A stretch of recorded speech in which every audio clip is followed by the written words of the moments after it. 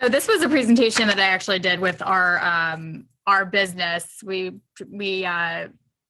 presented it to our company, to our team, because customer experience is really huge in our organization, and it's something that we're always working on. We're always trying to improve upon. And I think customer experience is an ever-changing thing, right? You can't just say, this is our experience and stick with it for years and years and years.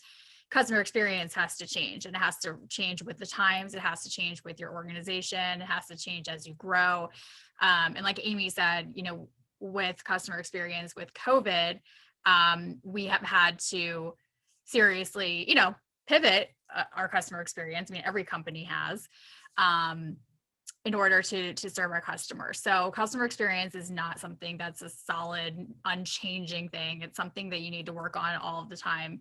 And when I started in Paul Davis, my parents started the company 23 years ago.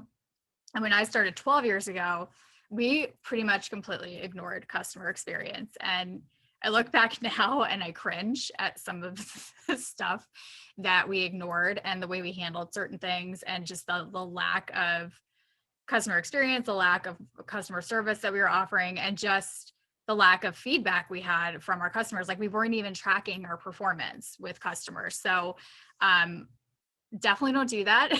And I really think that the reason we've been able to grow so much is because we've put so much work into our customer experience and getting feedback from customers and responding to that feedback. So just, it's a really important part of your organization. So what's the definition of customer experience? It can include a lot of elements, but it really boils down to the perception the customer has of your brand, which I think Erica said when we were chatting, that it's sorry guys, hang on one second. I'm just making sure. Okay.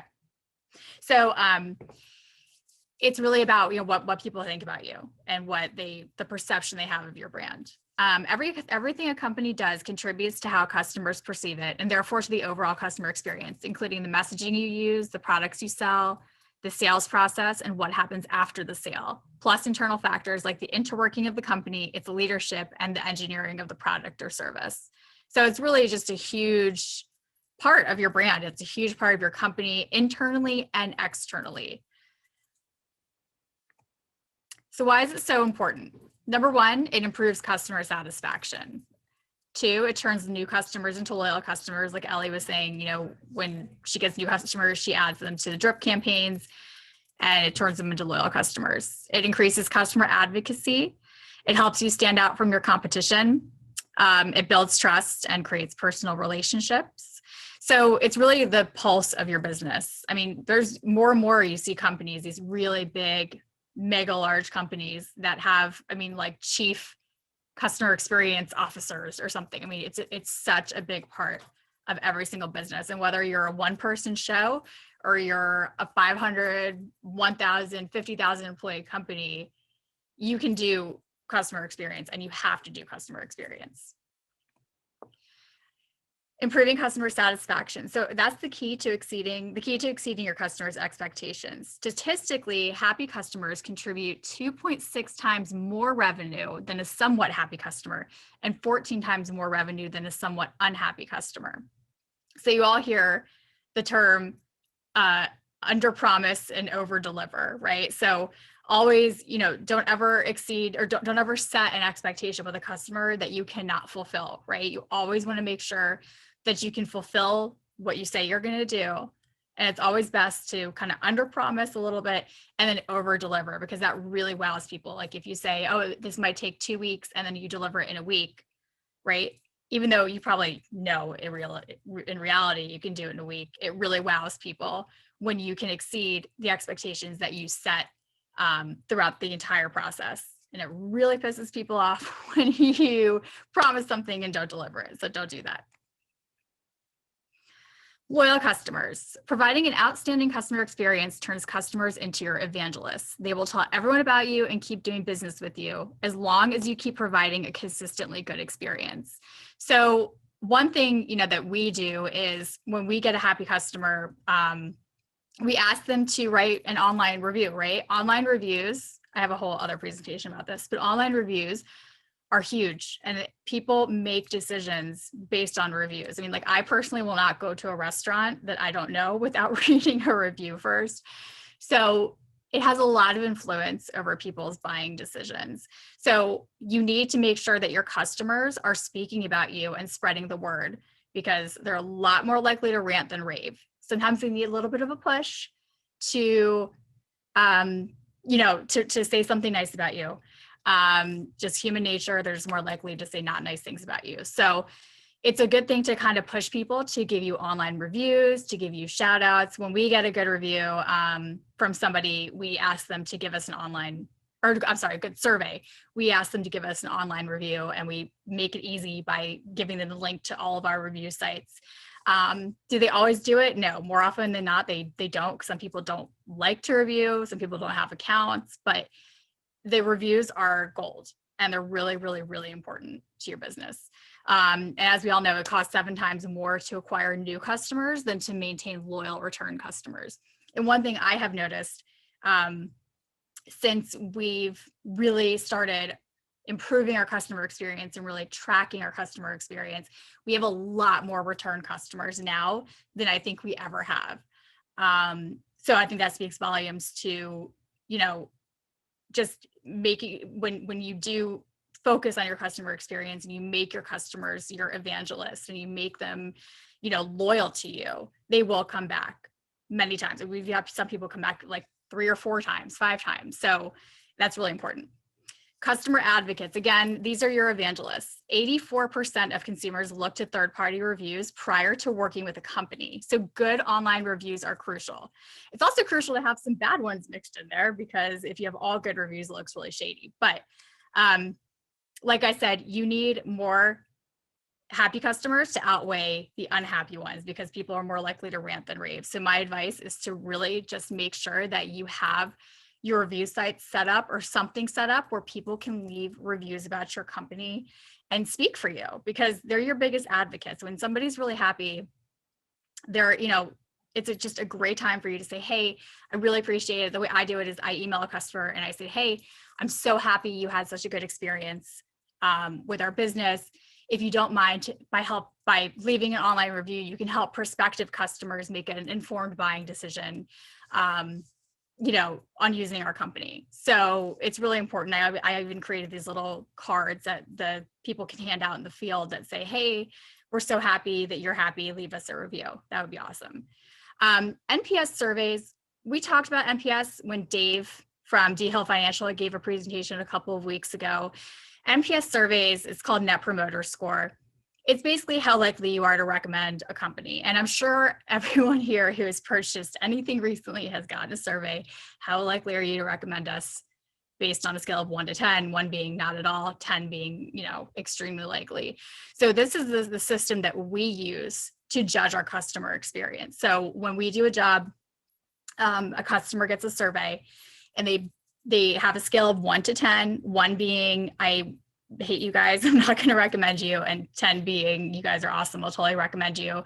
And then in the middle, like 7 and 8 is considered passive. 6 and below is considered a detractor, meaning that they will not recommend you. So you're really shooting for a 9 or a 10. And we use that score to see, how we're doing in our customer experience. And like, for example, I'll say lately, we've seen a little bit of a dip.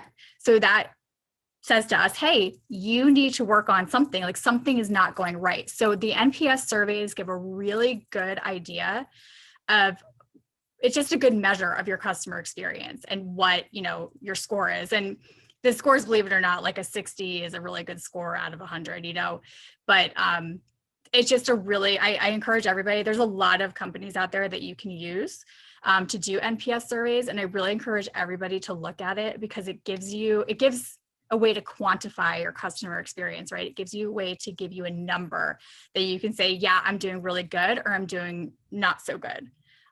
So I really encourage everybody to look into that, the Net Promoter Scores. Competition. The CIO at Dell says the customer experience is the next competitive battleground. We may all sell similar products and services, but we will ultimately be chosen based on good customer feedback from the experience of others. You need to figure out your unique selling proposition and what do you do that your competition doesn't in regards to the experience they provide to clients. So, we obviously, like in the restoration world, have a lot of competition in this area, but, we feel like we've differentiated ourselves in the way we interact with our customers and the way we communicate with them and our closing with them. And we're always working on improving it. So, Ellie, for example, sells shampoo, but then there might be somebody who sells another kind of shampoo. But Ellie is so, she's on social media, she's so interactive with people, and somebody else might not be. So somebody might look at her and say, wow, Ellie's really invested in her brand and in her customers and in spreading the word. And when people see that, they might choose her over somebody else who's maybe not so visible.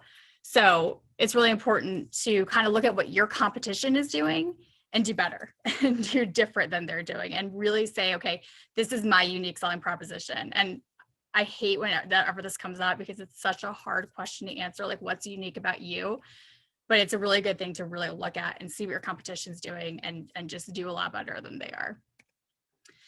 Trust and relationships. I know we mentioned this when we were chatting. So making customers feel special and more than just a number, like Carla was saying, a foundation for trust equals a foundation for trust and a long and happy relationship. So personalizing the experience is key, like Michael was talking about. I know Michael said, you talk to your customers, find out what they really want, what's important to them, so you can plan their dream vacation and not a vacation that you think might be their dream vacation. So even if it's just sending a personalized email out, or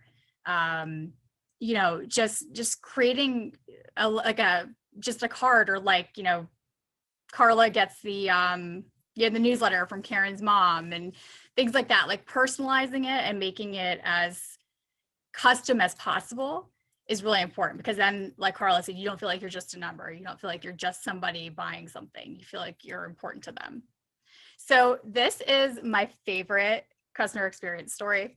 I heard it at a Paul Davis convention. They had a speaker who told this story, but I always share it because I think it's adorable. And I think it's just a really important story to share. And it really shows about how you can take something so silly and turn it into this like great story that people will talk about. So we all know Ritz-Carlton hotels, and they're known for their incredible customer experience. There's even a book written about it, I believe.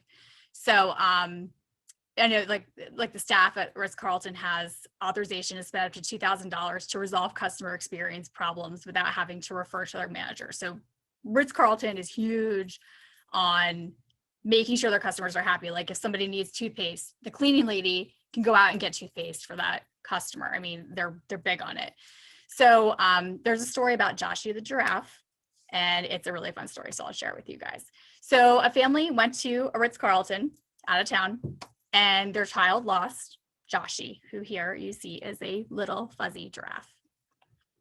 So they went to, the Ritz-Carlton, and they said, oh my God, we lost Joshie. My kid's freaking out, because I think we all know when our kid gets really attached to something and you lose it, the entire world comes crashing down. So Joshie got lost or left behind at the hotel. So the parents of this child contacted the Ritz-Carlton and said, oh my God, like, please help us. Like Joshie got stuck in the sheets or something like that. So apparently the cleaning people went and dug through all of the sheets and found Joshie. So a normal hotel, or somebody who doesn't care that much, or just was like, okay, we found your thing, we'll send it back. But the Ritz-Carlton went one step further. So they took Joshie and they took pictures of Joshie at the Ritz-Carlton and sent them to the parents of this child, so they could see that Joshie was actually there having a really good time and having an extended vacation. So they took a picture of Joshie hanging by the pool. Joshie's at the spa with the cucumbers on his eyes, getting a massage, meeting new friends.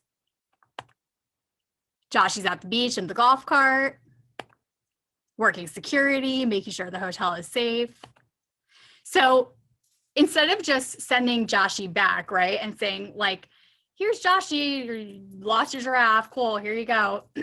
They created a whole series of pictures and went out of their way to do something so that this kid could see that Joshy was okay and Joshy was having just an extended vacation, right? Like, oh no, Joshy's there, he's cool, he's just having fun. So I just think this is so genius because it's a great example of exceeding customer expectations. And normally you would just think the hotel is just going to send your giraffe back, right? But it's just such a fun story because it exceeds expectations and has all 6 of the ingredients of customer delight. So it produces a wow reaction. It appears spontaneous or unexpected. I mean, you would never expect somebody to do that. It's the personal touch. It makes the customer feel valued. It's genuine and it creates a talking point. So anything you can do to get your to get people talking about your story or talking about what you did and talking about your brand is huge. Like this went viral because it was so fun. And, you know, it creates, it gives you brand awareness. It markets for you. And all they did was take some pictures of a giraffe on vacation, right? So things like this are just so fun and it doesn't take a lot of work to do, but it really made those customers feel special. So 4 ingredients for an awesome experience from customerthink.com. 1 is novelty, 2, recognition, 3, personalization, and 4, appreciation. Sorry. So novelty, being different from our competition helps us stand out and become memorable to our clients.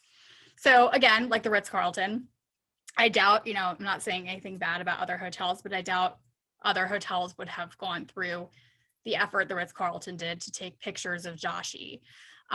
So what can you do to be different and stand out from your competition, which is what I talked about a few slides ago. So think about like how you're different. What are you doing that you're offering that's new and unique? What are you doing that's just completely different from your competition and making you the go-to person? So just being different is huge. Recognition. Customers like to feel recognized. So pay close attention. Is it their birthday, a big life event, an anniversary? Are they getting married? Is it their kid's bat mitzvah? I mean, there's a million life events, right?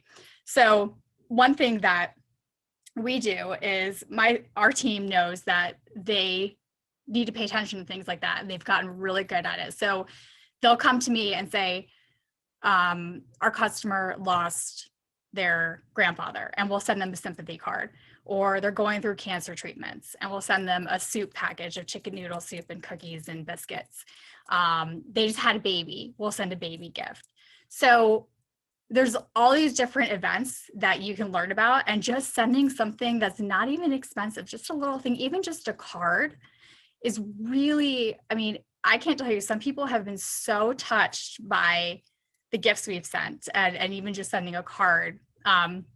We had one recently whose husband was going through cancer, and he was going through treatments, and he was really ill. And we sent the chicken noodle. My favorite is this chicken noodle soup package, and we sent it to them. And the wife called and just cried. She just cried to one of our coordinators because she was so touched by the gesture and just that we listen, that we pay attention. So just even the littlest things in conversation with your customers, take a note of it and make sure that you send something to them, because it makes all the difference, and it makes them see that you listen, that you know what they're going through, that you know what's happening in their lives. Again, enthusiastically use their name. People love to hear the sound of their name. Sometimes it drives me crazy if I'm talking to somebody and they use my name repeatedly. But when you use somebody's name in conversation, they know that they're not just, you know, a number. They're not just a statistic. They're not just a sale in your company. So when you use their name, say, hey, Carla, how's it going today? Cool. Sounds good, Carla. Thanks. You know, you love hearing the sound of your name to a degree, not over and over and over and over again, but use their names because it personalizes the experience. It makes them know that they're not just some random person on the phone. Just make them feel special. Again, personalization, make them feel like they're getting a personalized, one-of-a-kind experience. Be chatty, learn what you can about them, which I just said. Engage in conversation. In that presentation I did on the Go Giver, the successful real estate lady said, you know, she learned all kinds of stuff by just, her business really grew by having one conversation with somebody that was just a natural conversation. And she learned all this stuff about her customer. And she, from there, gained the confidence to become a successful businesswoman because she just was able to have these one-on-one normal conversations. You don't need to have stuffy business conversations, right? Just learn about people, take an interest in them. What do they like? What do they not like? Who's their favorite baseball team? What's their favorite movie? What's their favorite food? What's their favorite wine? What's their favorite cheese? Whatever. I mean, anything like that, you can learn just by having a conversation with somebody. So just don't make them feel like they're part of an assembly line. Make it a truly one-of-a-kind experience, customized to them as much as you can. Appreciation. Again, we talked about this, sending little gifts. Small tokens of appreciation can boost brand awareness. So example, handwritten notes. I know we've talked about multiple times. Handwritten notes are huge because people don't get handwritten notes anymore. I use an app called Felt where you can actually handwrite the note in the app and it looks like you wrote it yourself. And you can put your picture on it. You can put any kind of picture on it. You can use their preset designs, anything like that. People love that stuff. Small unexpected gifts, like Ellie was talking about, the Starbucks gift cards, things like that. Shout out to them on your social media. Again, recognition. Say, hey, I'm so happy that, so-and-so, bought my product, or here they are showcasing my product or using their product at their house. Any kind of shout out. There's a lot of things you can do to show appreciation for your customers. And they don't have to be expensive. So just think about things you can do to show appreciation. Again, we talked about, sympathy cards and flowers, birthday cards, anniversary cards. What hobby do they like? Do they like baseball? Do they like scrapbooking? A lot of times we, especially for larger jobs, I'll put together like a little basket at the end and I'll put pasta and olive oil and tomato sauce and cookies and wine in it as a welcome home gift, right? If I don't know what they like. Sometimes I don't know what they like and sometimes I do. It depends what information I can get from everybody. But it's really important to just to the little things make such a difference to people and they'll remember you for it. So Virgin America is a airline, as we all know, and they're known for their customer experience, right? And I've flown Virgin America a couple of times. And unfortunately, unless you're flying to the West Coast or flying to Europe, there's not a whole lot of Virgin America flights in the US. But I remember like flying, they have the best fun safety video to start. It's not like, oh, buckle your seatbelt. Oh, here's your life vest. It's a really fun video with singing and it gets your attention and it gets you to listen to what they're saying. They have modern planes with mood lighting, really great in-flight entertainment. You can order snacks and drinks with the push of a button and the flight attendant comes and gives it to you. So I wanted to share really quickly this video of Richard Branson, who we all know is in charge of Virgin America, and just kind of see like how they have excelled in the customer experience world. Can you guys see this or no? Are you still looking at my presentation?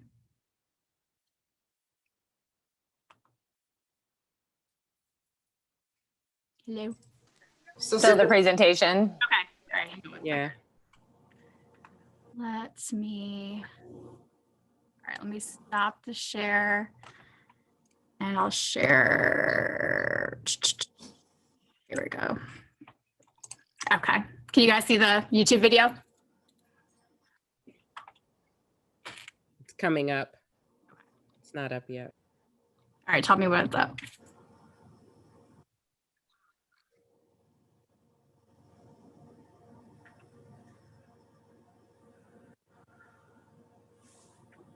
Now. You guys see it? Okay. All right. I'm Richard Branson. Well, that's not Richard Branson, but it will be. So this is just it's Richard Branson sharing his customer service secrets. And I just love this video because I think it's a really good list of ways that you stand out in customer service and customer experience. So Lesson number 1, be visible. Richard Branson says, a good leader doesn't get stuck behind a desk. Branson is always on the move, meeting employees, talking to cabin crews, and soliciting feedback from passengers. He's constantly asking for their opinions, and he keeps a notebook of the ideas and the feedback he's received. Lesson number 2, express a passionate commitment to serving the customer. Customer service starts at the top, and it certainly does in the case of Virgin America. Both Branson and Virgin America CEO David Cush believe that a superior customer experience is the key ingredient to success in a competitive global economy, regardless of the type of business you're in. Yeah, and look, anybody can sell a cup of coffee. Anybody can buy a physical aeroplane, and we all buy the planes from the same manufacturers, so Boeing or Airbus. So, they're the different stocks. I mean, if you fly on the Virgin plane, whether it's Virgin Atlantic, Virgin America, Virgin Australia, you're going to have a completely different experience than if you. What is the difference, the differentiation between Virgin America and all of these other domestic airlines that we see here? And I know it's more than the in-flight entertainment. I know it's more than the Wi-Fi. I think, in my opinion, it's got to be the customer service. Am I wrong? Everything in the end comes down to customer service and the people who are serving you, and whether they're proud of the company. And the only way that you can actually have people working in a company that are proud of it is if you give them the tools, give them every little detail. The details, according to Branson, are Virgin America's features and amenities such as new planes, mood lighting, leather seats, and in-flight entertainment, which leads us to lesson 3. Your company's employees are its greatest asset. According to Branson, features and amenities might entice customers to try your product once, but it's the quality of the interaction they have with your people that encourages them to return. Companies, is customer service really the differentiator moving forward? Look, I think that. I mean, all right, let's give you an example. When we started Virgin Atlantic 30 years ago, we had one 747 competing with airlines that had an average of 300 planes each. Every single one of those airlines have gone bankrupt because they didn't have customer service. They had might, but they didn't have customer service. So customer service is everything in the end. Lesson number 4, hire people who have the Virgin attitude. Virgin America is very selective, hiring only about 1 out of 100 people who apply. Those who make it are competent, friendly, and committed to providing customers with a superior level of service. We look for people who are, number 1, positive, number 2, are friendly, and just have a good outlook on life, and who see things, glass half full people. So that's the first thing we look for. And then, of course, we make sure they've got the technical capabilities of mastering the job, which generally they do. And that's once you have that, that's 90% of the battle. Lesson number 5, empower your employees to make every experience great. Once you hire the right employees, give them the best training, then let them use their imagination and creativity to solve problems. So when we talk about empowerment, what we're saying is we will teach you the basics. We expect you to use your imagination and your brain power to solve the rest of it, to kind of connect the dots. And then, as we also always say in our company, it's better to ask forgiveness rather than permission. Is if you think you need to do something, do it, and we'll sort it out later. Lesson number 6, engage in social media with a genuine voice. Branson sends out his own tweets. He doesn't delegate his Twitter account. Branson believes in having an authentic voice on social media. Virgin America itself has a full-time team of 3 people who respond to every customer comment and question on Twitter. Lesson number 7, whether you're on Twitter or in person, have fun. Don't take yourself too seriously. Let your hair down every once in a while. As part of its recruiting process, Virgin America looks for people who are smart, capable, enthusiastic, and who have a sense of humor. Their boss shares all those qualities, especially the sense of humor. Branson is up for anything, and his employees love to see it. He has fun, and so do they. If you're not happy. Okay, so again, like this is the Virgin America thing is it's based on obviously working in a big company, but I think it's applicable to everybody, whether it's just you or you and a small team.